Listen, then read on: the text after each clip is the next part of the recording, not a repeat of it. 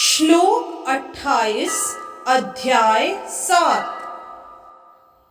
येषां त्वन्तगतं पापं जनानां पुण्यकर्मणां ते द्वन्द्वमोहनिर्मुक्ता भजन्ते मां दृढव्रताः।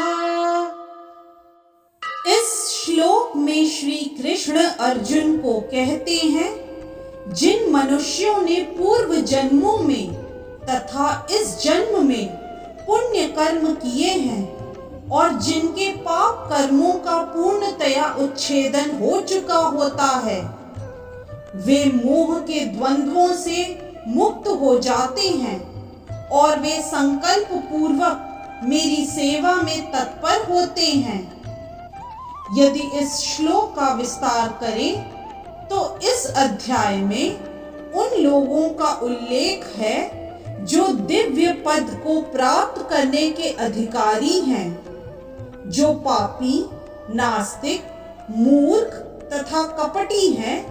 उनके लिए इच्छा तथा घृणा के द्वंद्व को पार कर पाना कठिन है। केवल ऐसे पुरुष भक्ति स्वीकार करके क्रमशः भगवान के शुद्ध ज्ञान को प्राप्त करते हैं, जिन्होंने धर्म के विधि विधानों का अभ्यास करने, पुण्य कर्म करने तथा पाप कर्मों के जीतने में अपना जीवन लगाया है। फिर वे क्रमशः भगवान का ध्यान समाधि में करते हैं। आध्यात्मिक पद पर आसीन होने की यही विधि है। शुद्ध भक्तों की संगति में कृष्ण भावनामृत के अंतर्गत ही ऐसी पद प्राप्ति संभव है, क्योंकि महान भक्तों की संगति से ही मनुष्य मोह से उबर सकता है। श्रीमद् भागवत में कहा गया है कि यदि कोई सचमुच मुक्ति चाहता है तो उसे भक्तों की सेवा करनी चाहिए। महत् सेवाम द्वार माहुर विमुक्तेः। किंतु जो भौतिकतावादी पुरुषों की संगति करता है, वह संसार के गहन अंधकार की ओर अग्रसर होता रहता है। तमो द्वारम योषिताम संगिं संगम।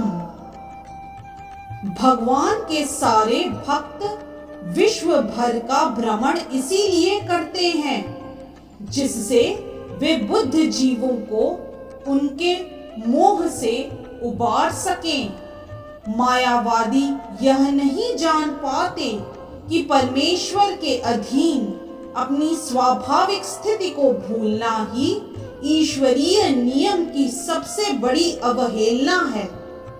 जब तक वह अपनी स्वाभाविक स्थिति को पुनः प्राप्त नहीं कर लेता, तब तक परमेश्वर को समझ पाना या संकल्प के साथ उनकी दिव्य प्रेमा भक्ति में पूर्णतया प्रवृत्त हो पाना कठिन है।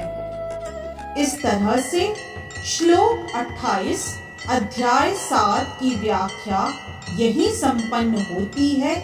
जय श्री कृष्ण।